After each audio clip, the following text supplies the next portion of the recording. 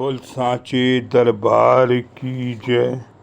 जय जगत जननी माता जी तुम्हारी सदा ही जय।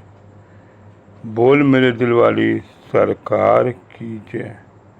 सिया राम सिया राम सिया राम। साथ संगत जी, अहंकार और संस्कार में फर्क होता है।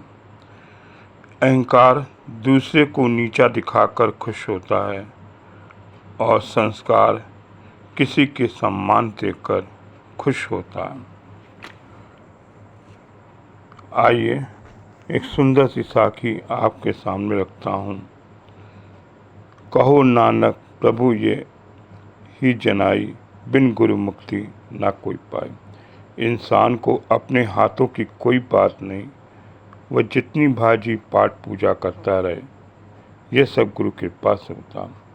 इंसान जब पूर्ण गुरु के दर्शन करने जाए तो गंदगी का टोकरा अपने सिर पर उठा कर ले जाता है, यानी अहंकार उसे वहाँ फेंक कर आना चाहिए और अपने साथ घर वापस नहीं लेना आना चाहिए और अहंकार को वहीं फेंक कर संस्कार लेकर आए। संगत जी, ये साखी है नमक और नासूर।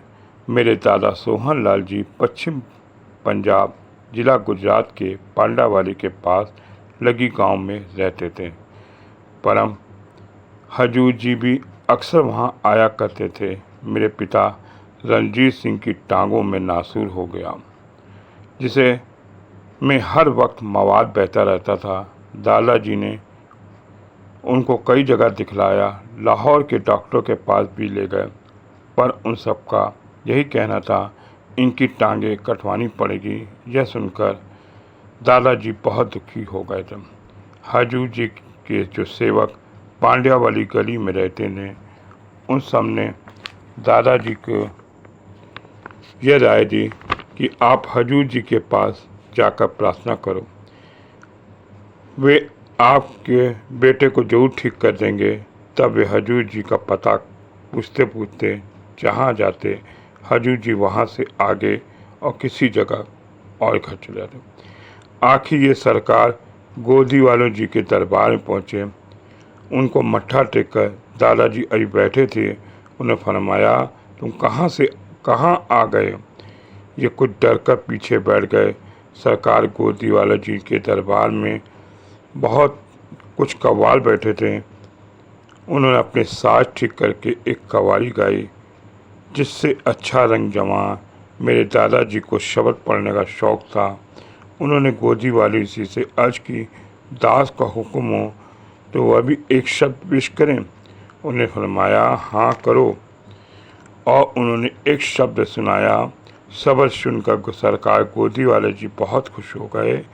मौज में आकर पूछा, बोलो क्या बात है? दादाजी ने कहा, सरकार मेरा एक ही बेटा है, इसकी टांगों पर नासूर हो गया। बहुत कोशिश करने पे भी मुझे हजूर दिलीप सिंह बेदी जी का ठिकाना नहीं मिल रहा। अब आपकी शरण में आया हूँ, आप रहम कीजिए और उनका पता बता दीजिए। सरकार गोदी वाली जी ने कहा, जिसको तुम ढूंढने निकले हो वो तुम्हें अमुक स्थान पर मिल जाएंगे। दादाजी जब वहाँ पहुँचे तो हजूर जी के साथ संत तेजा सिंह बैठे थे। हजूर जी ने दादाजी से पूछा, क्या बात है? उन्होंने अर्ज की, हजूर जी कृपा कीजिए, मेरा एक ही बेटा है, इसकी टांगों में नासूर हो गया है, आपके अलावा कोई इसको ठीक नहीं कर सकता।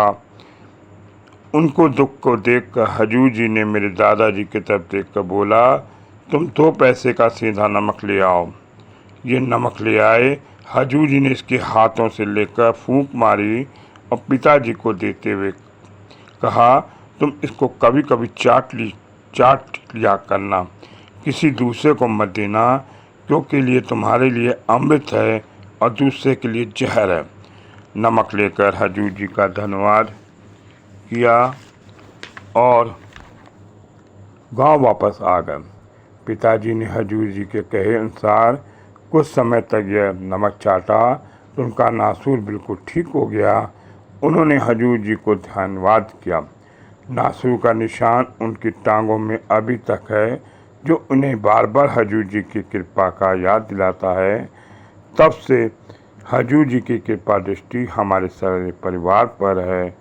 यह साखी मुझे मेरे पिताजी ने सुनाई। काहे मन तू डोले, काहे मन तू डोलता है, हरि मनसा हाँ। संगत जी, जहाँ पर हमें डॉक्टर ना आराम दे सकें, वहाँ मेरे गुरु ही का आसरा होता है। ध्यान रखो अपने सद्गुरु का, ध्यान रखो अपने सद्गुरु का, अटल विश्वास है रखो, मत बावरे कहीं घूमो, सद्गुरु हैं तेरे साथ, सद्गुरु तेरे साथ हैं। इसलिए कहते हैं बावरे कहीं नहीं जाना, जहाँ मेरे हजूर बाबा दिलीप सिंह बेदी महाराज हैं वहीं जाना, वहीं जाना। अगर ज़िंदगी में 1000 कष्ट मिल जाएं सहने के बाद, अगर ज़िंदगी में 1000 कष्ट सहने के बाद पूर्ण गुण मिल जाए तो सौदा कर लेना। ये सौदा बड़ा ही सस्ता है, ये सौदा बड़ा ही सस्ता है। हज की घूम घूम के अगर समय ना मिले, देरी हो, लेकिन गुरु जब मिले तो गुरु को अपने प्रणाम करना, गुरु को प्रणाम करना। बोल सांचे दरबार की जय, जय जगत जननी माता जी तुम्हारी सदा ही जय।